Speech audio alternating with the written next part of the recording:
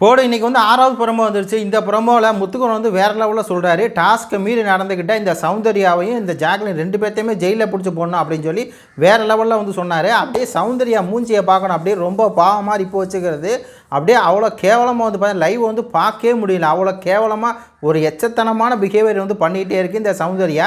இந்த 6வது ப்ரோமோவில் என்ன வருது அப்படின்னா, இந்த மாதிரி டெவில்ஸ் எல்லாம் சேர்ந்து இந்த டெவிலாக இருக்க தகுதியே இல்லாத ஒரு ஆளை வந்து சொல்லுங்கள், அவங்கள தூக்கி ஜெயிலில் போடுங்க அப்படிங்கிற மாதிரி சொன்னோடனே ஃபஸ்ட்டு இந்த அருண் வந்து மஞ்சரியை வந்து சொல்கிறாரு. ஆனால் இந்த அருண் பயலுக்கு வந்து பார்த்திங்கன்னா மஞ்சரி மேலேயும் முத்துக்குமரன் மேலேயும் அப்படியே ஒரு இதாகவே வந்து இருக்கான் அப்படிங்கிற மாதிரி இருக்குது.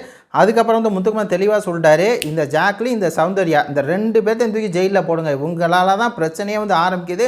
இந்த கேமுக்கே ஒரு தகுதி இல்லாத ஒரு நபர்கள், அதாவது தர்சிகா வந்து அவங்க டெவிலாக இருக்காங்க, அதனால் வந்து ஜெஃப்ரிக்கு வந்து அந்த மாதிரி டாஸ்க் கொடுக்குறாங்க. எப்படியாவது அவங்க அந்த கேம் வந்து விளையாடணும்ல, அப்போ வந்து எதுவுமே கொடுக்க வேணாம், நல்லவங்கள மாதிரி உத்தமனாக இருக்க முடியுமா? அப்புறம் எதுக்கு நீ ஏஞ்சலாக போக முடியாது, எதுக்கு டெவிலாக இருக்க? டெவில்னா அப்படி தான். இப்போ ஏஞ்சலோட குணம் வந்து பொறுமை, அமைதி, நிதானம், அழுகாதமாக இருக்குது அப்படின்னு அவங்களுக்கு ஒரு குணம் இருக்கும்போது, அதேமாதிரி டெவிலுக்கு ஒரு குணம் இருக்குல்ல, வன்மம், பொறாமை, அப்படியே வந்து கேடுகட்ட புத்தி, கேவலமான புத்தி, கிறுக்குத்தனமான புத்தி, பைத்தியக்காரமான புத்தி அப்படின்னு அவங்க சொல்கிறாங்கல்ல.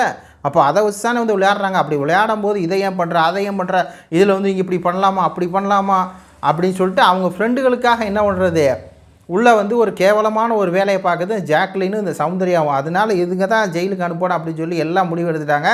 கடைசியில் வந்து முத்துக்குமரன் சொல்லிட்டாரு, இந்த ஜாக்லின் சௌந்தர்யா தூக்கி ஜெயிலில் போடுங்க அப்படின்னு சொல்லி. மஞ்சரி வந்து சொல்கிறாங்க, இந்த அப்படிலாம் பார்க்கும்போது அருணா சௌந்தர்யாவா இல்லை ஜாக்லினாக பார்க்கும்போது ஜாக்லின் தூக்கி ஜெயிலில் போடுறேன் அப்படின்னு சொல்லி சொல்கிறாங்க. மொத்தத்தில் இந்த ஜெயிலுக்கு போனது யார் தெரியுமா? ஜாக்லின் ஜெயிலுக்கு போகிறத விட இந்த சௌந்தர்யாவை தூக்கி ஜெயிலில் போட்டிருக்கணும். ஒன்றா நம்பர் அறவைக்காடு மாதிரி லபன்னு கத்திக்கிட்டு அவனுக்கும் ஜாக்லினுக்கும் தர்சிக்காங்க பிரச்சனை. நீ எதுக்கு உள்ளே போகிற? உன்னை திட்டுறதுக்கு காரணம் என்ன? எதுக்கு நீ உள்ளே போகிற அவன் சண்டையில்?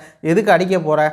இதே மாதிரி உன்னைய மாதிரி அடிச்சிருந்தா எப்படி இருக்கும் அப்படிங்கிறதா கேள்வியாக இருக்கும். கருத்துக்களை சொல்லுங்கள். நன்றி, வணக்கம்.